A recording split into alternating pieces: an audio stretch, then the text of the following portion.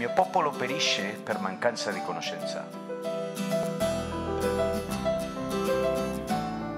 Negli ultimi giorni la conoscenza aumenterà.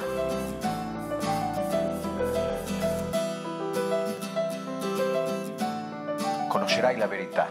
E la verità ti farà libero. Un programma creato per formare discepoli.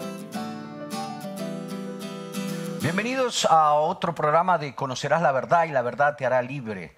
Estábamos viendo en el último programa la importancia del renovamiento de la mente, la renovación de la mente, poder cambiar el tipo de pensamiento que nosotros tenemos. El pensamiento determina lo que somos y lo que somos determina nuestro destino. Cuando venimos a Cristo, nosotros ya estamos sentados a la derecha del Padre. El problema es que no nos vemos sentados a la derecha del Padre. Somos ya bendecidos. El problema es que no nos vemos bendecidos. ¿Por qué? Porque como expliqué antes, lo que Dios hace es cambia nuestro corazón, pero no nos cambia la mente. Nos da el Espíritu sin medida. La Biblia dice, Jesús dijo en los Evangelios, que Dios da el Espíritu sin medida. Quiere decir que Dios no pone un pedacito del Espíritu. Nosotros somos el templo de todo el Espíritu Santo. Pero la fe es con medida, dice la Biblia. Y viene determinado de cuánto yo semino en el corazón, la semilla de la palabra de Dios. Cuando yo siembro la palabra de Dios en mi corazón, como ven todavía estoy un poco ahí que andamos con el español, pero la vamos a hacer porque la palabra de Dios es importante, hay gente que necesita la revelación, así que la unción me va a dar las palabras justas y me va a hacer hablar en modo correcto. Cuando recibimos en el corazón la semilla de la palabra de Dios, esa semilla produce la fe. Ahora la fe es con medida, puede ser poca o puede ser mucha. Y muchas personas piensan que tienen fe, pero en realidad no es así. El otro día estaba hablando con una hermanita, la que me dice, ¿cómo pastor es posible? ¿No todos tienen fe? ¿Y qué me dices de todos esos mártires que han muerto? ¿Tú piensas que no tenían fe? Bueno, hay pasos en la Biblia, hay un paso en la Biblia donde dice que ellos no aceptaron la liberación para obtener una resurrección mejor. Quiere decir que fueron mártires con conocimiento, que sabían que tenían una liberación, que no aceptaron por fe, son cosas que se reciben por fe, que no aceptaron porque sabían que si daban la vida, habrían tenido una resurrección para la eternidad mucho mejor. Entonces, cuando ellos estaban para darse como Estéfano podría haber terminado su prédica antes de hacer enojar los fariseos. Entonces, a un cierto punto, él mira en alto y dice, veo Jesús en pie a la derecha del Padre. Jesús se sentó a la derecha del Padre. Pero cuando Estéfano estaba dando su vida, vayan a leerlo. Es en Hechos capítulo 7, si no me equivoco. Dice la Biblia que Jesús estaba de pie a la derecha del Padre. Quiere decir que mientras él estaba predicando, Jesucristo viendo un hijo con el valor de no negar Cristo, más con la voluntad de dar su vida, sin aceptar la liberación, porque podía haber aceptado la liberación. La Biblia lo dice en Hebreos 11, 34, si no me equivoco, que había una liberación para ellos, pero que no la aceptaron. Ahora, Daniel aceptó la liberación. Daniel aceptó la liberación cuando fue tirado en la fosa de los leones. Los amigos de Daniel aceptaron la liberación de Dios cuando fueron tirados en el horno de fuego. Pablo aceptó la liberación porque él sabía que tenía que quedarse en la tierra, que no era el tiempo de irse, cuando lo apedrearon y lo arrastraron afuera a la ciudad y lo dejaron muerto, y él se levanta, se saca el polvo de encima y vuelve a la ciudad, mi Dios. ¿Por qué? Porque él dijo, no llegó mi tiempo de morir, yo tengo una liberación por fe. Y hay liberaciones que son por fe. Y estos mártires que han muerto, bueno, dieron a Dios, van a tener una resurrección mayor, pero ¿tenían la fe para ser liberados? Es la pregunta que me hago. Porque con la fe yo puedo ser liberado. Muchas son las tribulaciones del justo, pero Dios los libera de todas. Sí, cuando el justo vive por fe. Ahora, tú no me digas que todos tienen fe, porque cuando Jesucristo estuvo en la tierra, en 3 años de ministerio, donde millones y millones y millones de personas corrían para verlo, solo a 2 personas que no eran pueblo de Dios, les dijo, grande es tu fe. Al centurión y a la cananita, a la cananea. 2 personas extranjeras que tenían una gran fe. Al resto, a los 12 discípulos que caminaron por 3 años al lado del Señor, viendo los milagros, escuchando sus palabras, pocas veces les dijo, hombres de poca fe, hombres de poca fe, grande es vuestra fe, 2 personas, entre millones. A los discípulos que estaban al lado, hombres de poca fe, hombres de poca fe. ¿Les decía hombres de poca fe? Bueno, ¿por qué? Porque tenían poca fe. Porque la fe es por medida y hay que hacerla crecer. Entonces, si los 12 tenían poca fe cuando estaban al lado de Jesús, ¿por qué tú pretendes que hoy me digas que hay gente que tiene grande fe alrededor nuestro? Si Jesucristo en Lucas 18 dice, y cuando volveré a la tierra, ¿encontraré fe? Si Jesús dice, ¿encontraré fe? Es porque se está haciendo la pregunta. Mi Dios, ¿realmente tenemos fe? ¿Qué cosa es la fe? La fe es la seguridad de lo que espero. La seguridad de lo que espero. Si tú no tienes seguridad, eso no es fe. Esperanza es el punto de referimiento, es el puerto donde quiero llegar. Esperanza viene del greco elpis, que quiere decir gozosa esperanza o expectativa. No sé, expectativa es en español, sé que expectativa es en italiano, expectativa creo que es también en español. Es una gozosa esperanza. Esperanza no quiere decir, bueno, a ver, esperemos que vaya bien. Esperanza es algo que se espera con gozo, la esperanza de Dios. Y cuando esa esperanza de Dios se vuelve en seguridad, eso es fe. Fe es seguridad de lo que espero. Demostración de cosas que no se ven. Ahora, no que no existen, no se ven. ¿Por qué no se ven? Porque están en las tinieblas. Y ahora, para que se vean, hace falta la revelación de la palabra de Dios que ilumina. Entonces, cuando yo tengo la revelación de la palabra me da la seguridad de lo que está esperando con gozo. Y ahí se manifiesta lo que no se ve. Pero eso no es de todos. No todos tienen fe. Sin fe es imposible agradar a Dios. Entonces hay momentos donde nosotros tenemos que examinarnos para ver si estamos en la fe. A veces vivimos un cristianismo de plástico. Creemos que son como esos que dicen, mira, estamos yendo muy bien, pero no estás yendo para ningún lado, estás jugando a que estás yendo en el auto. Haces... Bam, bam, bam, bam, bam, bam, bam. Enciendes el auto imaginario. Bam, bam, bam, bam, bam, bam, bam, bam, bam, bam, bam, bam. Sí, estamos yendo muy bien, pero no tienes nada alrededor. Es como, la fe es concreta, la fe manifiesta, la fe no es mímica. La fe es concreta en la vida del creyente y nosotros necesitamos tener esa fe que viene de la palabra de Dios. Si lo que tú crees no nace de la palabra de Dios, no me digas a mí qué es fe, es fantasía. La fe es concreta, la fe mueve las montañas, la fe hace sí que Dios se levante de la diestra del Padre, como con Estéfano. ¡Ah! Gloria a Dios, que le hace el tifo, se dice en italiano, que le hace la hinchada, que dice, vamos Estéfano, vamos. Y lo mismo Dios quiere hacer con nosotros, cuando nosotros ponemos fe. Cuando tú tienes fe, Dios te mira y dice, en este yo me agrado. Ahora, Dios te va a decir siempre te amo. Una cosa es el amor, otra cosa es la fe. El amor viene del Espíritu Santo. Yo me lleno del Espíritu Santo y yo siento el amor de Dios. Y Dios te va a decir siempre te amo. Porque Dios te amó tanto que dio su Hijo. Él dio su Hijo para que ninguno fuera al infierno. Así que ¿cuánto amor tiene Dios por ti? Tiene un amor infinito que dio la cosa más preciosa de su vida, su Hijo. Ese es el amor que Dios tiene por nosotros. Y por ti, a ti te va a decir siempre te amo. Pero no siempre te va a decir en ti me agrado. En ti me agrado. Es como dijo cuando Jesucristo sale de las aguas, dice, este es mi Hijo amado en el que me he complacido. Dios no te va a decir siempre, tú me complaces, hijo. Porque muchas veces hacemos cosas que nos han enseñado y que no vienen de la palabra de Dios.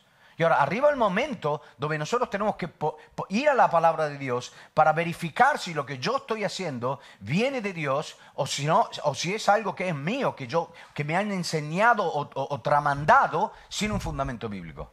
¿Me entiendes? ¿Cuánto es importante? O me explico más que me entiendes, porque yo sé que me entiendes. Necesito checar si me estoy explicando de manera correcta.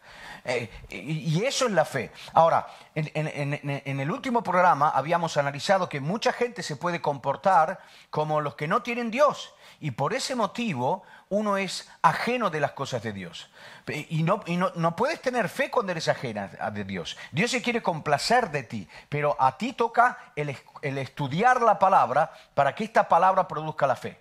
Ahora, volviendo a nosotros a Efesios capítulo 4, versículo 17, dice: esto pues digo y requiero en el Señor que no andéis más como otros gentiles que andan en la vanidad de su mente. Los gentiles andan en la vanidad de la mente, no tienen una mente renovada porque no pueden, porque es solo por medio de la palabra de Dios a través del Espíritu Santo.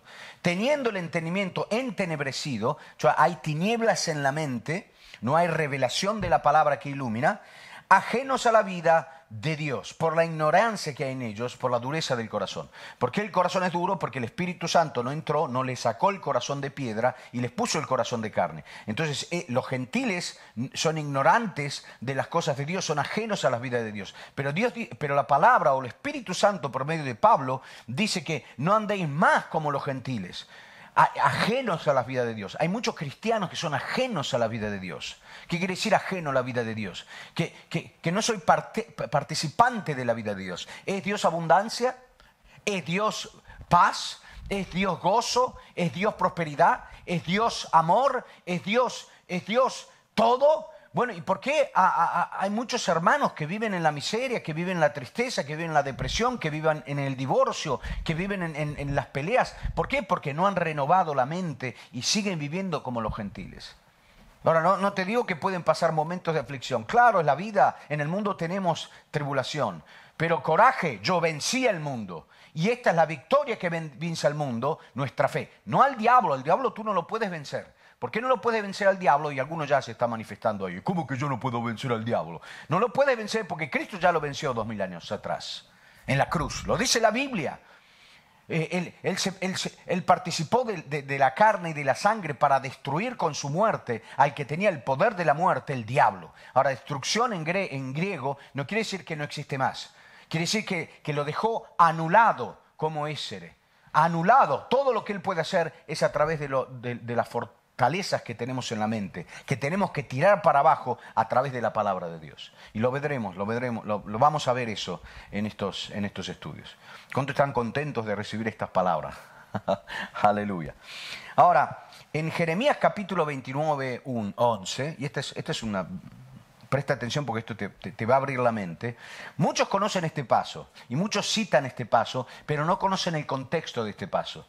Que es, porque yo sé los pensamientos que tengo acerca de vosotros, dice Jehová, pensamientos de paz y no de mal, para daros el fin que esperáis. Es decir, que nosotros queremos un fin, un objetivo. Estamos esperando ahora para que esa esperanza se vuelva seguridad, necesito revelación. Y ahora, esto fue escrito por Jeremías en el 700 antes de Cristo, 700 y algo antes de Cristo. Y Jeremías, cuando el pueblo fue llevado en cautivo a Babilonia, él dijo que de ahí iban a pasar 70 años. Pero después viene este paso, que es para los hebreos que estaban en esa situación de esclavitud. Es más, vamos a la Biblia.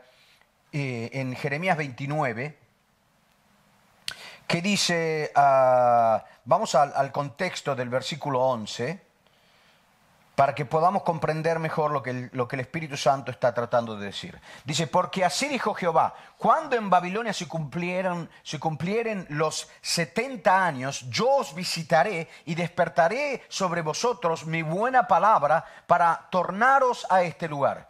Y luego dice, porque yo sé los pensamientos que tengo acerca de vosotros, dice Jehová, pensamiento de paz y no de mal, para daros el fin que esperáis. Ahora, notate que el contexto es al pueblo que está esclavo en Babilonia, Babilonia, aunque si tenían un buen estilo de vida en Babilonia, no es que eran esclavos como en Egipto, pero de todas maneras no estaban en la tierra promesa. Un hebreo anhela dentro de sí Jerusalén. Jerusalén para un hebreo es la ciudad santa. Para nosotros extranjeros, Jerusalén no dice mucho, porque nosotros no somos de la cultura hebraica. Y tratar de copiar lo que es la cultura hebraica, a veces es inútil, porque eso no llama la atención a Dios. A veces nos ponemos a hacer cosas de la cultura hebraica pensando que vamos a complacer a Dios, pero hacer cosas de la cultura hebraica no complace a Dios, porque no es de nuestra cultura. Dios nos ama como somos.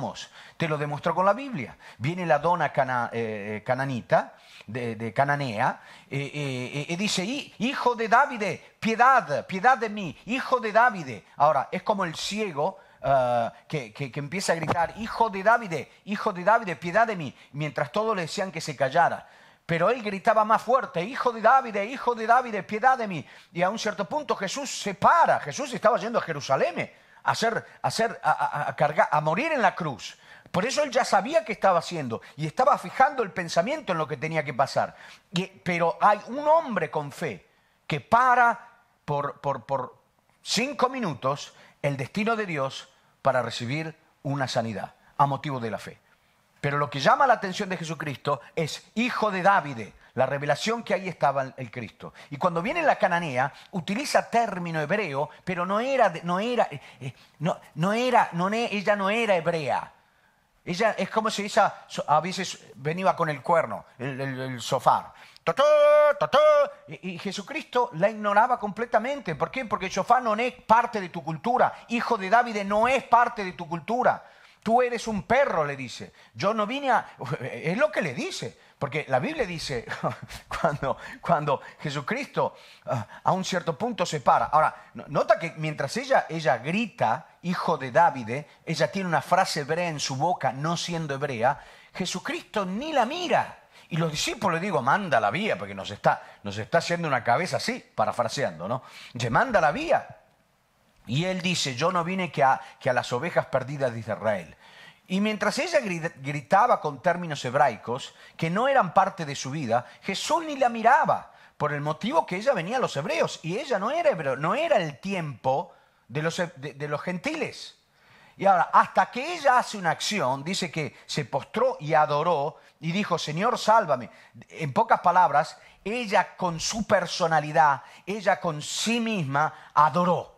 Ahora, desde el momento que el Padre busca adoradores, cuando ella hizo lo que Dios busca, Jesús se tuvo que enfermar por fuerza. Jesús se tuvo que enfermar. Y no fue la adoración que produjo la salvación. Y la adoración no quiere decir cantar. Porque ella no es que se puso a cantar adelante de Dios. La adoración es una proclamación. En ese caso reconoció, porque adorar volvería a reconocer que Dios está ahí. Ella reconoció que ahí estaba el Mesías y dice, Señor, adorándolo, ayúdame. Y ahí Jesús se paró. La adoración no produce respuesta, no produce solución, produce respuesta. Porque cuando Dios te encuentra, cuando tú adoras, Dios te habla. Y aunque si él no tenía que hablar con ella, porque los hebreos no hablaban con los gentiles, y Jesús no era venuto para los gentiles, él se enferma y le explica por qué no podía sanarla, aunque si dentro Dios quería, pero no podía porque no era el tiempo. Le dice, no es bueno dar el pan a los perros. Mira cómo le habla, porque para los hebreos nosotros somos los perros, y no es que cambió la historia, Ellos siempre nos miran de arriba para abajo. Y ahora dice, no es bueno dar el pan a los perros. Y dice, sí, es verdad, pero los perros comen las migas que caen de la mesa de los patrones, del patrón. Y Jesús maravillado dice, grande es la tua fe, mujer, porque se complació. La fe complace. Cuando ella no fue la adoración lo fermó, y la adoración le permitió a Jesús, porque Dios busca adoradores. La adoración le permitió dar la motivación de por qué no le estaba respondiendo. Ahora, cuando él le responde, la respuesta de fe de la mujer hizo que Jesús sanara a la hija del demonio. Pero no fue la adoración.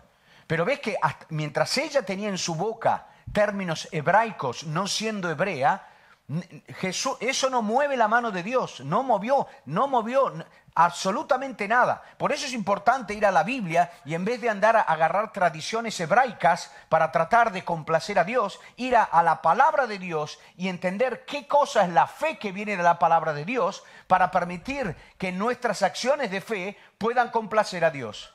Y cuando tú complaces a Dios, entonces la mano de Dios se mueve.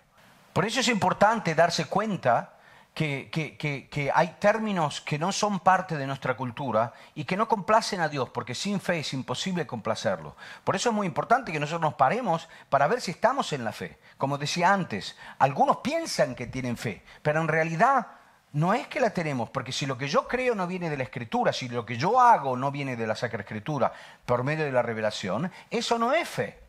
Y entonces vemos un pueblo que se puede dar 7 vueltas alrededor de la ciudad cuando es algo que ni Jesús, ni Pablo, ni los apóstolos han hecho, o que se ponen a atar demonios en los lugares celestes, cuando tú ves que ni Pablo, ni Pedro, ni Jesús, y ninguno de los apóstolos y discípulos lo han más hecho. Entonces, ¿qué es? Es una doctrina sacada de fuera de contexto, que viene aplicada sin resultados, porque no cambia nada. Escucha, estaba yendo con un pastor la otra vez, y fuimos a una zona donde había prostitutas, fuimos a evangelizar estas zonas. Y este pastor me dice, aquí es una zona donde está el hombre fuerte de la prostitución. Tenemos que empezar el combatimiento espiritual. Le digo, ¿pero de qué estás hablando, hermano? Le digo. ¿Tú pretendes que yo me ponga a luchar contra un demonio que ya venció Cristo 2000 años atrás? Es inútil que trate de ligar y atar vamos a evangelizar a las prostitutas. Vamos a sacarle la fortaleza que es en la mente por medio de la predicación de la salvación y vas a ver cómo el demonio de prostitución se va. Mi Dios, ¿dónde? Yo no tengo que ir a luchar contra un demonio vencido. Es como cuando se manifiesta alguien. Vamos a ver en otros programas lo que es la liberación de la gente poseída sin gritos, sin violencia, en manera tranquila y ligera como el yugo de Cristo. Una vez me han traído, y luego volveremos donde dejamos aquí en la próxima puntada, pero me han traído una esposa de Satanás. ¿Qué es una esposa de Satanás? Satanás hace pactos con mujeres a través de sacerdotes satánicos para que estas mujeres vayan a fornicar, porque la fornicación transmite demonios. Y cuando me la trajeron, después de una iglesia que tenían 10 personas para tenerla esta mujer. Esta mujer me la trajeron en la oficina, me la sentaron y yo estaba tomando mi café. Lo que hice en ese momento no fue atar los demonios, até el demonio que tenía el control sobre ella, hablé a la razón, le hice comprender que si un demonio podía hacer todo lo que hacía en su vida, era porque el demonio tenía derechos que ella abrió por medio del pecado, y que si nosotros tiramos abajo ese derecho, ese demonio se tiene que ir sin gritos y sin nada. Mira, en 20 minutos, lo que fueron años de lucha, esa mujer quedó libre. Y hoy tiene una testimonianza potente. Y yo no dejé mi taza de café, ni me puse a gritar, ni le salté encima. ¿Por qué? Porque la palabra de Dios es la verdad. Entonces, si nosotros vamos a la palabra de Dios, podemos entender que hay muchas cosas que hacemos. Ahora, seguramente te viene en mente algún predicador famoso o lo que sea. Pero no es porque un predicador famoso sea exactamente en línea con la palabra de Dios. Si yo puedo tener resultados bíblicos, ¿por qué tengo que hacer lo que hacen los demás? Tiene sentido. El conocimiento aumentará en los últimos días. Por eso nosotros necesitamos ponernos con Dios, meternos seriamente con la palabra de Dios. No poner a juzgarnos los ministros, porque nosotros ministros somos humanos, pero ponernos a juzgar el mensaje para ver si ese mensaje es realmente lo que Dios me está tratando de decir. Vamos a ver en el próximo programa cómo a veces interpretamos mal el versículo 11 de Jeremías 29 y cuál es el contexto y cómo realmente lo puedo aplicar a mi vida para sacar esa fe, para poder exprimir esa fe que complace a Dios por medio de la Escritura. Los bendigo, nos vemos en el próximo programa. Que Dios los extra bendiga y llama a amigos de lengua española para que puedan ver estos programas y poder ser edificados en la fe. Dios te bendiga tanto y que Dios te conceda el deseo de tu corazón. Chao.